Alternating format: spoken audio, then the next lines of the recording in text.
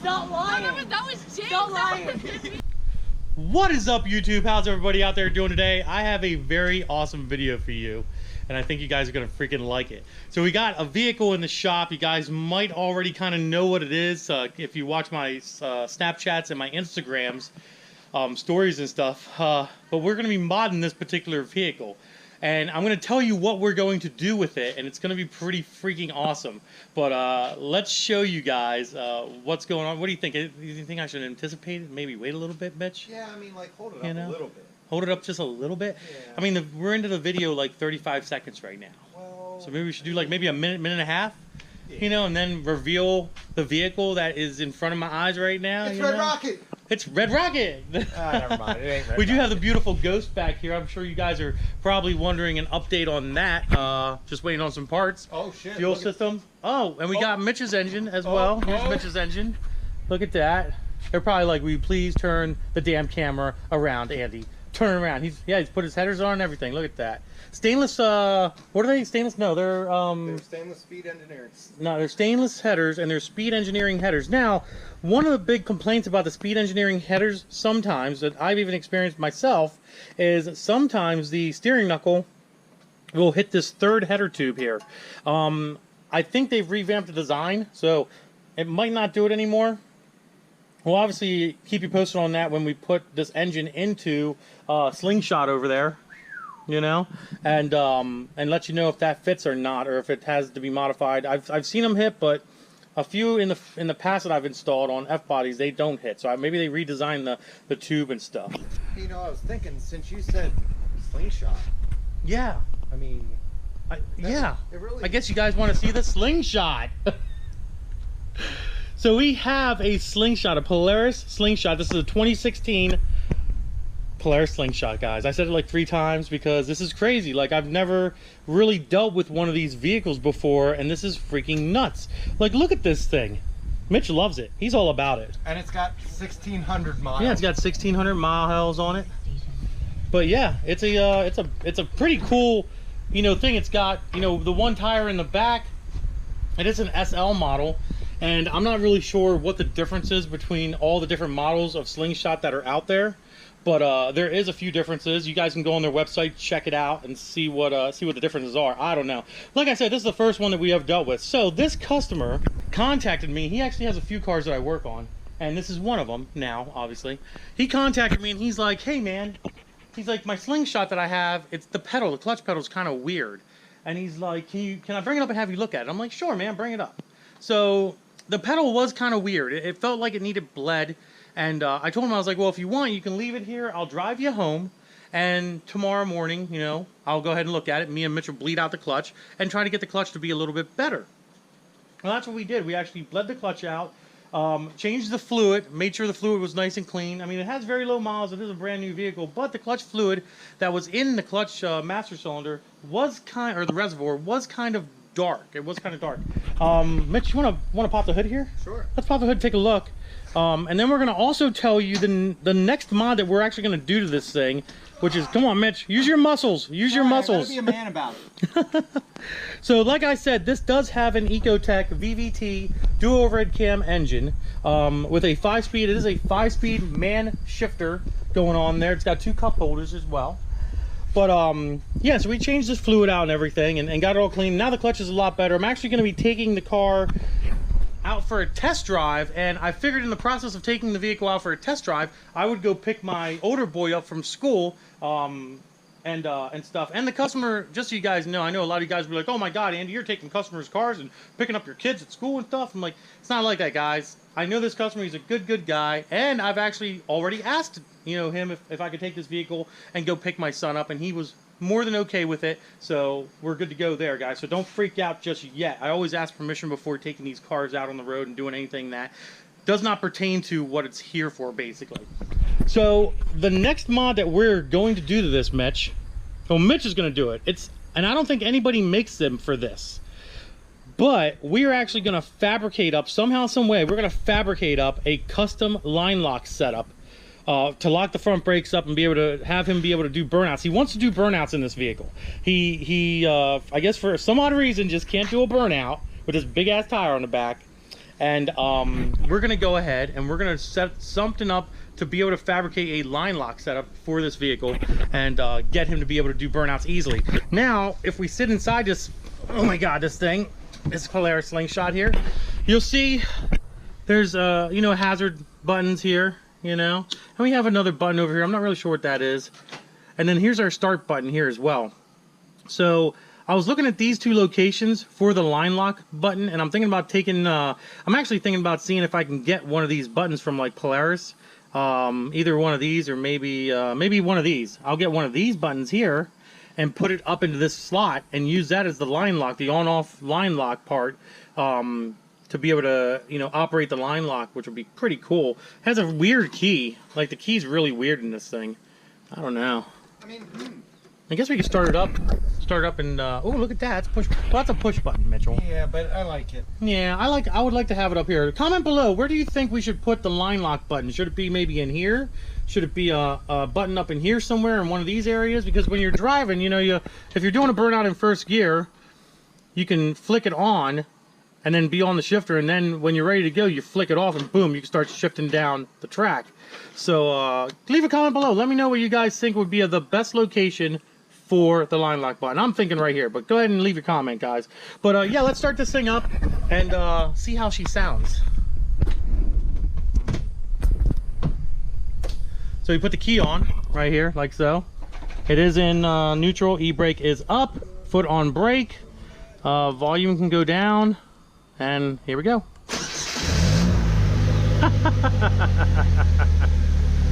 That is so freaking cool. So freaking cool. Is that the high beams on? Oh yeah. That's interesting. Interesting. Alright, we'll shut her off here. But yeah, pretty easy. It is a push button start. I'm not a big fan of push button starts. I never have been, because if something goes wrong. Now I will say something about this Slingshot right off the bat.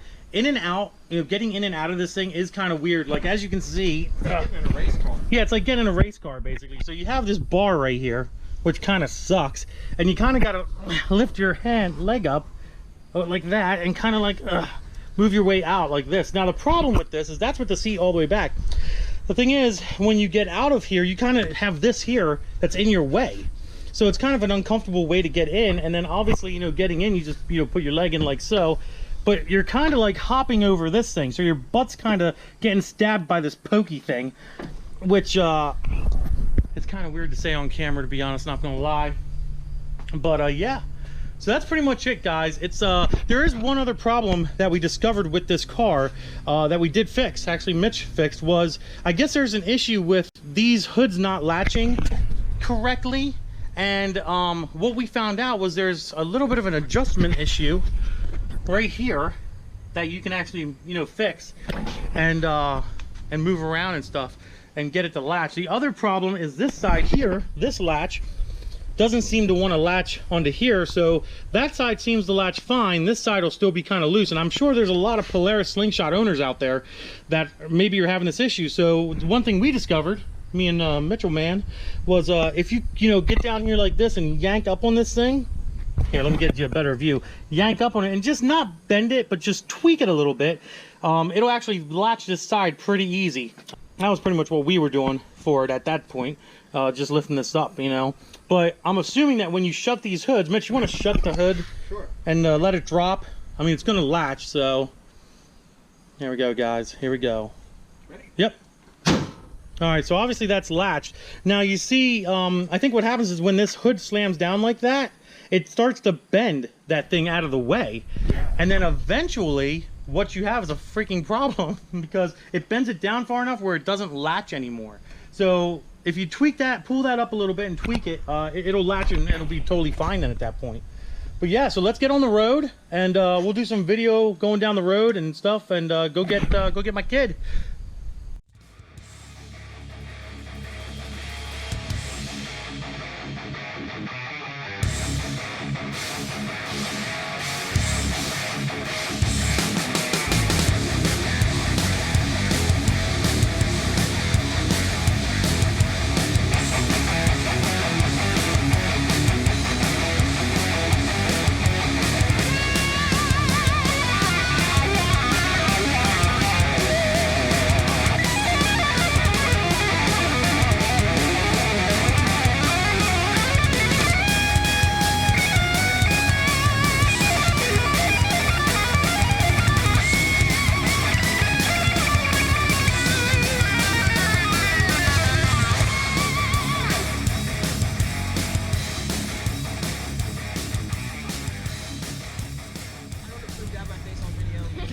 sucks to suck. What do you think? It's weird to drive. It's really weird to drive. It's not that gay. Do you guys have Instagrams? Yeah. Oh yeah, shout out all your Instagrams. I got Instagram. You don't got Instagram? No, okay, no, okay, no. So, okay, I got this. I got this. That's TBG. I swear to God, Zach, don't say mine. No, I'm saying that's TBG. This is Caleb. Caleb underscore N Adams. N Adams. You don't got one? No. She's like, stop it. That's Shut up, no. My God, my son's getting beat up by a girl. So messed up. Oh my God, look at this. Really? It must be love, guys. You should see her in English. She bullies him. yeah. No, I don't. You throw books at him. Stop lying. No, that was James. Stop lying. Oh my God. Drama. Okay, go to your bus. Yeah. Where are you? Hey, see you guys later. See you later, guys. You ready to fly in this beast of a freaking slingshot? Didn't even bring my helmet. Wow. Well, your helmet's at home and I only had my helmet, but you're gonna wear a helmet because this is considered a motorcycle. So you must have a helmet on. Safety first, guys. Safety first. But that doesn't, let me tell you something. On the way down the highway, this windscreen did not do much of anything, to be honest. So it's a very weird driving vehicle. It's kind of It is. All right, let's go. Okay. Now, I got my kid. I will say that, I don't know if you guys can hear me. I'm talking a little bit louder. But I will say, the wind noise in this thing is atrocious. Freaking atrocious. Like, you can't hear nothing. It's like riding a motorcycle. Freaking crazy. What do you think, Zach? It rides kind of weird. It really does. Like, it's hard to keep it on the road. Like, it wants to walk around and stuff a little bit. You know, I don't know. Like, I mean, for a nice little pleasure vehicle, something that you can go out on a nice day like today, for example, and putz around with, yes, awesome little toy. Maybe not for the money. I'd rather have a motorcycle, though, to be honest. I think a motorcycle would be a lot more fun than this. But power-wise, it seems a little sluggish for power, but they do make turbo kits for these things, so I'm sure that'll make up for the power loss that this little 4-cylinder Ecotech engine offers, you know. But I mean, it's a cool little car, bike, car, whatever you want to call it. But it's not, it's definitely not anything I would want to, you know, run around on for a very lengthy amount of time. I mean, you can probably take this on a long trip, though. What do you think, Zach? Yeah, he's like, yeah. And one big thing about this slingshot is, I'm telling you right now, like, you have one of these things on the road, everybody, and I mean everybody, is looking at you. Like, there's another one, there's like, if they just look at you, they're like, what the hell is that thing? It's crazy. They look at you, it's so funny.